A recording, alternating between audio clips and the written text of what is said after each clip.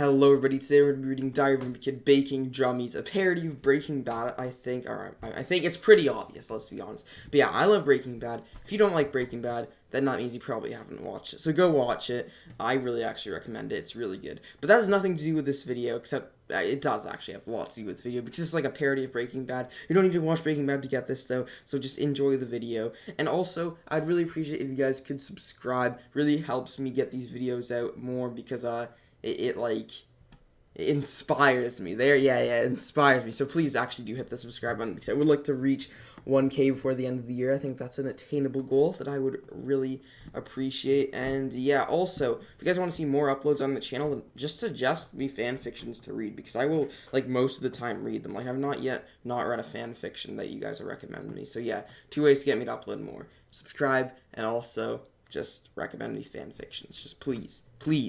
And yeah, let's get into it. Diary of a Kid Baking Drummies. If there's one thing we love in Plainview, it's drummies. Oh, also, this is not going to be like a one and done. This is going to have multiple parts in it, because it's still like getting made. So yeah. Anyway, let's get into it. If there's one thing we love in Plainview, it's drummies. You know those chicken wings, the ones that Mayor Roy outlawed last year? Drummies. 20 count, microwavable. While most of the city gave up on drummies pretty easily, some of us couldn't go a day without drummies. We have to just have one drummy. No. I don't care if drummies aren't good for you. I want some right now. Of course, when there's any sort of rule, the kids at my school try to break it right away, and it got so bad they had to check our bags for drummies. Drummies detective. Oh, that guy's doing the race. Look at him go. He is zooming. After Teddy Caldwell was expelled for hiding drummies in his locker for a month, we all just kind of figured that was it. No more drummies. That was when I learned about the underground drummy scene from Albert Sandy at lunch. The story was that some kids who worked at this grocery store stole a bunch of drummies and copied the recipe to make their own and got rich. He said that if we wanted to be rich as well, we could start selling our own drummies. Well, long story short, that's my backstory. I'm Greg Heffley, drumming master of Plainview Middle School. And we have an interlude from Papa Tony's Employee Video 1. Hello, and welcome to Papa Tony's family. My name is Papa, but you could call me Daddy Tony. Alright, I have a feeling this guy's going to be like a big distributor later on, because obviously he's supposed to be Gustavo Fring here. It isn't easy being the top drummy maker in Plainview. Thankfully, I have all that I need. A place to cook, my Uncle Gary's old trailer, and a business partner, my buddy Rowley. Oh, he got the drummies, he got the cauldron, he got the Rowley, he got the kitchen, let's go. Not even 6 seconds after we perfected the recipe that fateful day, we had a visitor. Oh shit, it's Meckley Mingo. Thankfully, we were able to hide in the bathroom until Meckley went away, and that was when I found a note taped to our door. No drummies on our land. We cook here. Catch you again? We call in Mr. Alfredo. I didn't know who Mr. Alfredo was, and I didn't really want to find out. That was when it hit me. I wasn't the only drummy maker in our area. Anyway, business went on for a while. Some idiot had tried using regular drummy boxes to hide theirs in, so we knew we had to get creative if we wanted to remain undetected. At first, we tried using people to smuggle our drummies places, but we learned that was a pretty bad idea. Head stuffed with drummies. The part we didn't think, though, is that chicken would smell in a costume all day. Needless to say, our first attempt failed. Now, you don't know who did have the transport game down pat? Leland, of all people. Turned out those anime books he has came in handy. Hollowed out book hides drummy inside. Ooh, interesting. Leland's not my only competition in Plainview. In fact, more and more drummy dealers are popping up daily. Of course, most of these people are idiots who got caught in their first day. Thankfully, someone was able to assassinate the last big ring in Plainview, which allowed me and the Rally to rise to the top pretty quick. Oh shoot, it's Hector Salamanca, or Uncle Arthur, I think. But he's always supposed to be Hector Salamanca with his bell. You're gonna explode the whole place up. So yeah, that's not really relevant though.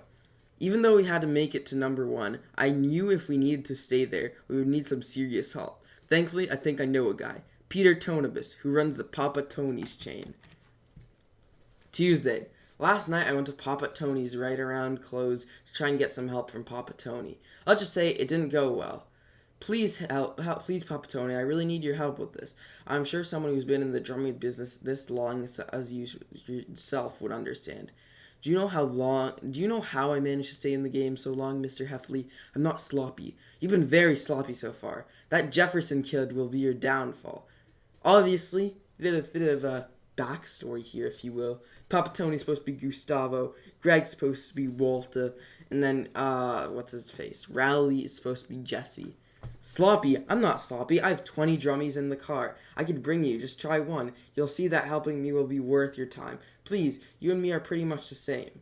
We are not the same, Mr. Heffley.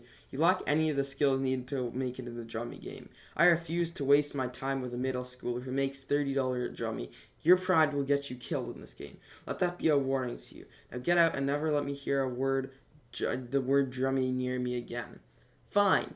Be that way. See if I ever buy your Chuck E. Cheese wannabe pizza again. With Papa Tony off the list, I decided to suck it up and ask Leland for an alliance. Turns out he wasn't exactly in favor of helping me either. Oh, and Greg, if you ever think of coming out here again, you will die. Realizing I had no choice, I called Rowley and told him we were on our own. Rowley, we need to cook. Now. Wednesday. Holy crap, this is getting ugly fast. Rowley and I had an order for 500 drummies, which would have made us $3,000 since we charged $60 a wing, not like 30 Papa Tony claimed. We arrived at the address, loaded our bags with as many drummies as we could, and headed in. To our surprise, there was nobody in the room but Baby Gibson. I was starting to think this was a prank of some sort until I found a piece of paper. Give Gibson the drummies. Once he has them, I'll give you your money. From Slick. Slick? That name rings a bell, but I can't see where. I can't tell from where, which is the problem. See, rule number one of the drummies is if you don't feel 100% sure, get the fuck out of there. I was calculating a plan on how to get out of there, but without giving Gibson any of our drummies, but also getting our money when, well, what do we have here? Two grown men selling drummies to little old me, which Baby knows is highly against the law. It would have been a real shame if Baby had to call for the crap. I should have guessed there'd be sting-offs, but I never guessed we'd be the ones to walk right into one. We were able to make it back to the RV without the police catching on to us, but to be honest, the whole thing had us shook. One slip-up and BAM! You're in prison. And let me tell you, they don't like drummy dealers in Plainview County Prison. Drummy dummy. Wait, why don't they like, why? Why not? It's not like they're like people who like children or like, I don't know, like even like murderers, like drummy dealer. That's pretty innocent, I'd say. It's not a terrible crime. Anyway, that was when Rowley suggested we get his dad to protect us from legal trouble. First off, I had no idea Mr. Jefferson was a lawyer. Second, Mr. Jefferson is the last person you need to know about our drummy business. He'd probably have me shipped off and get Rowley off scot-free. So I wasn't really in the mood to deal with that. I made Rowley promise that if he go down, he's coming right down with me. With all that sorted, we got to work finding out an attorney we could afford, because I think I found one. Legal trouble, been there, done that. Gary Goodman, gotta call Gary, attorney at law. We'll defend drummies, they're good. That's a banger, dude. Better call Gary, am I right? He believes in he believes every woman, child, and I don't remember the Saul Goodman commercial, but yeah. Obviously, Gary's going to be Saul Goodman here. I'm really excited to see what happens next. I'll hopefully have part 2 out, like, maybe on the weekend, maybe next week, maybe in a month. Who knows? Whenever I feel like. It depends how much support this video gets. So that's up to you guys. Actually, no, I'm not going to blackmail you guys like that. But, dude, please subscribe. Would appreciate it a lot. And, yeah, I'm out of here. Bye. Please subscribe.